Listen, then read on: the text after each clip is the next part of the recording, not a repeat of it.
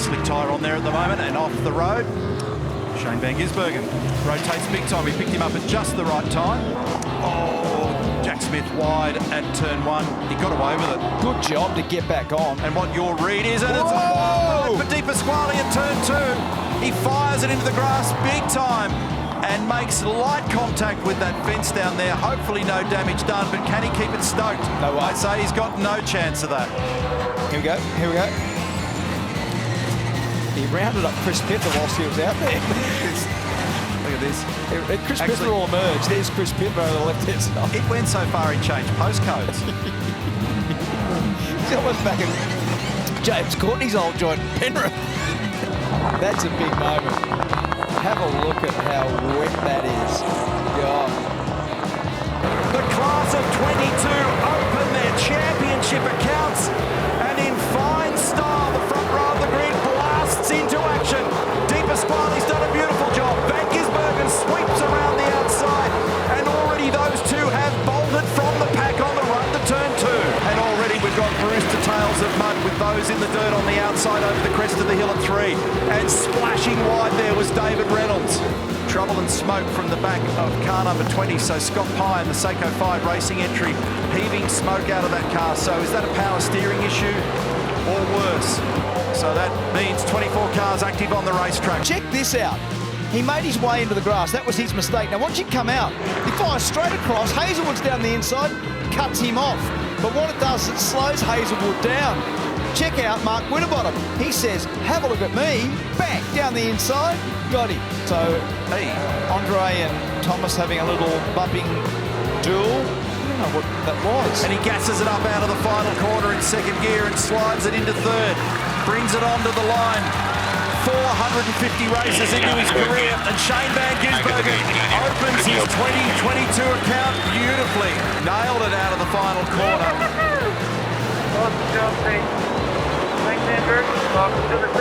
And that is victory number 55. Ladies and gentlemen, your race 1 Beaurepaires Sydney SuperNight podium. Time for the celebrations. Oh no, Everingham stole it, as has Kai Allen. Is he going to make it away? It's going to be a real chaos in the background as well as 2 cars go around on the start line. It's a nervous moment for Kai Allen. Oh, as Harris is off the road, he's going to struggle to pull this up. This could be chaos at turn 5. And Nash Morris takes Morris with him. And here's Nash just going up. That's the international signal for what was that all about? And he's trying to explain to Mayo, got pushed off.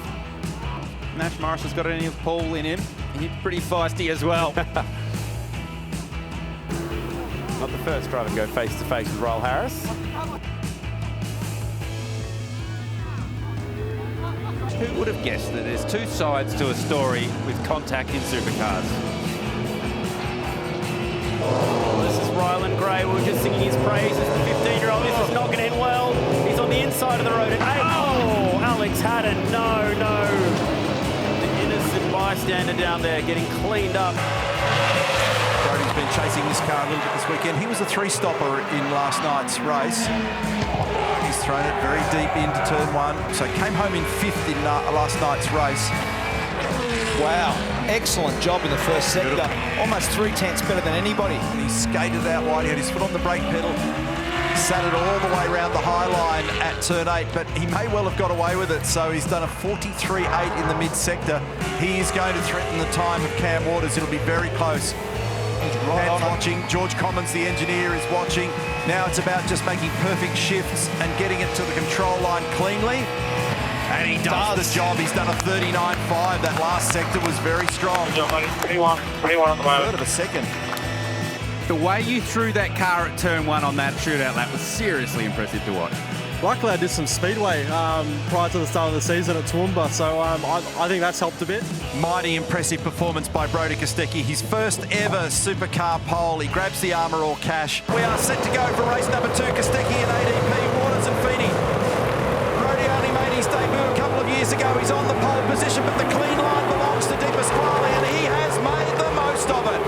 Will Davison fires up the inside as well. They're 3 wide in the back of the pack there, and that's a squeeze for the Miners, but have a a go at Anton. He's bolted. There's dive bombing going on here into turn 4. Thomas Randall down the inside, and Macaulay Jones up and over the top of David Reynolds. He had it up on 2 wheels. And Reynolds limping at the back of the pack. And in fact, it's ripped a tyre off that front left corner. Bergen speedways into the Never Never, and he may not get out of here. Can he get it out? Can he get it out of the rice field? Oh, no way.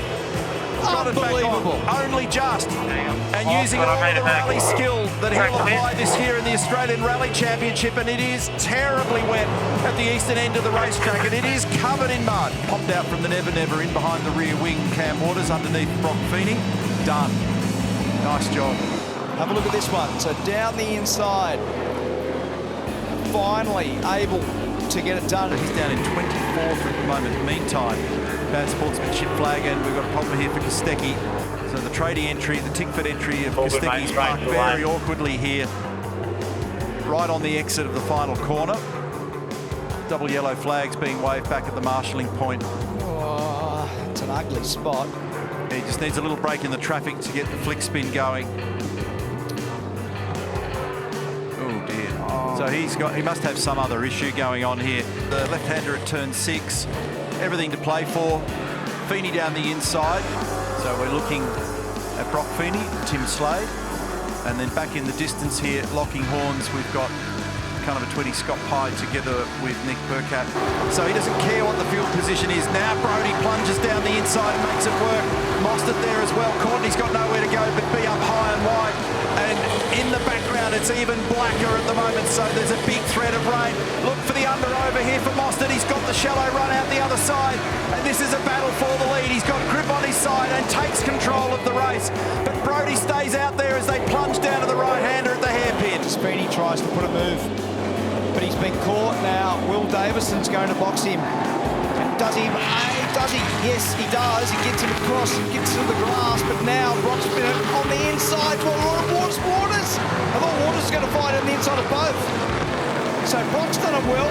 He actually held his position nicely. Whoa. Now, Brock has tried to move him right over. It wasn't Hazelwood who was getting up the inside. It was actually Brock Feeney. He's giving him a bump. He's giving him another bump. And now Hazelwood's going to come up the inside. Ooh, this is ugly. That's not good. There's a bit of tit for tat going on out there at the moment.